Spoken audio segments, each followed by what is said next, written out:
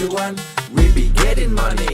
Cuan. Oke Mas Bro, sebelum kita lanjut ke videonya, saya ngasih pengumuman bahwa grup STS akan open lagi grup STS diskusi dan rekomendasi bulan Maret guys. Nah ini guys, jadi bagi teman mau gabung grup rekomendasi, nanti teman-teman akan gabung ke dua grup, yaitu grup diskusi dan rekomendasi Maret 2024. Nah ini grupnya di Telegram ya teman-teman.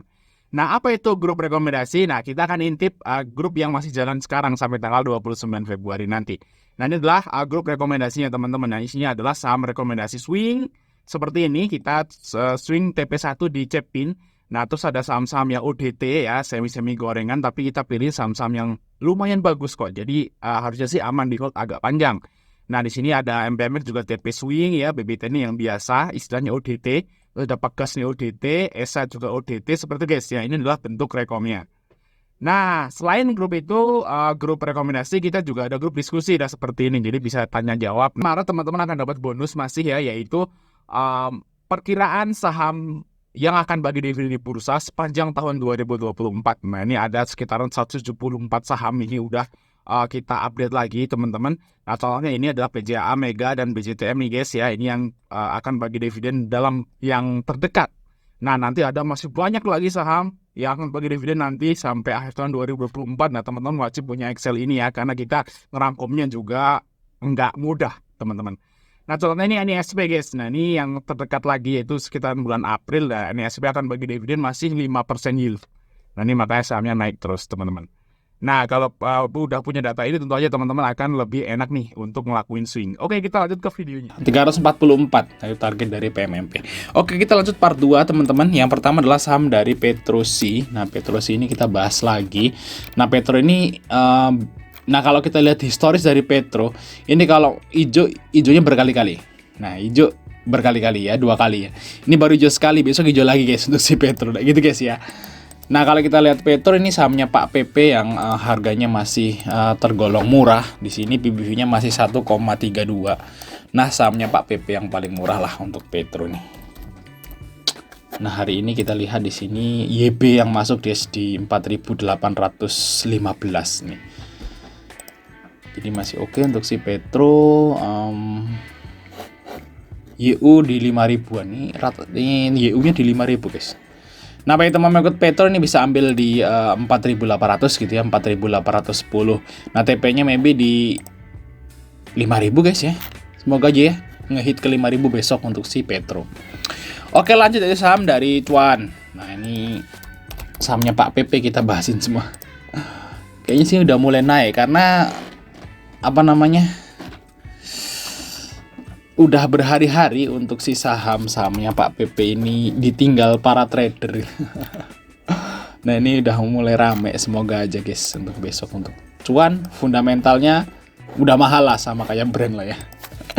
Gak usah dilihat guys, nanti malah takut kalau dilihat. Nah kita lihat di sini untuk Cuan nih, hari ini MG-nya jualan tapi YJ dan AK-nya masuk di 7.000. Harga close lah di sini guys untuk si Cuan. Nah ini volumenya juga gede untuk hari ini Cuan sih, harusnya masih bisa naik untuk besok guys. Untuk target Cuan ya besok ke 7.300 guys ya. Di garis warna putih yang udah saya buat, dan harusnya sih semoga aja candlenya solid gitu ya. Jadi bagi teman mau ikut Cuan yang bisa ambil di 70.50, 70.75.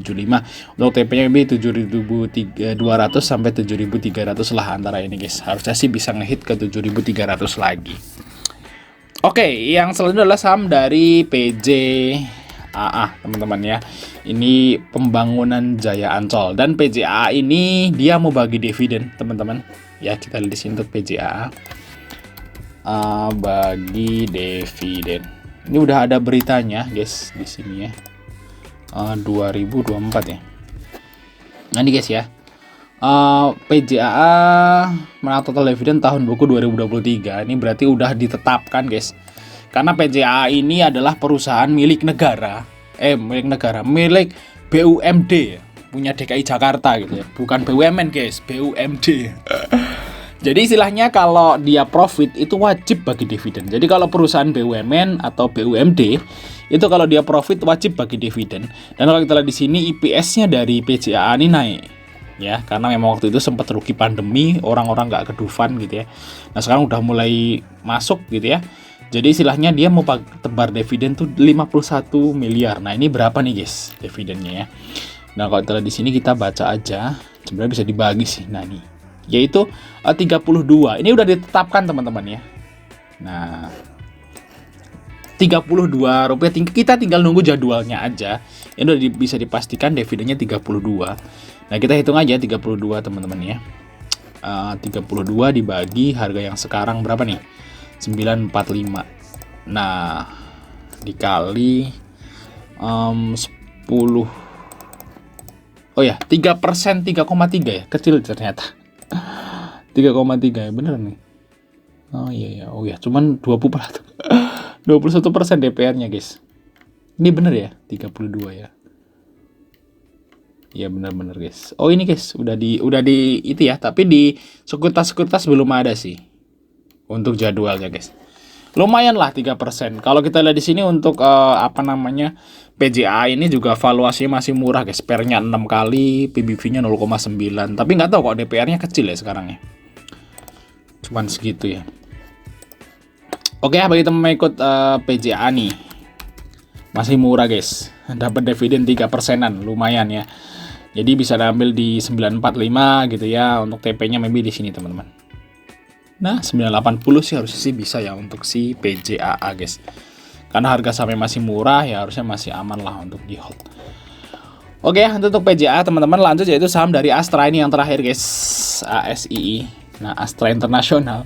Tadi sempat nyentuh ke 5425 loh di sini, guys. Tinggi sekali tadi, 4% lebih. Terus orang-orang pada panik sell gitu ya. Padahal Astra ini mau bagi dividen loh. Wow, dividennya sekitaran 8% loh. 7%-an lah kalau di harga yang sekarang.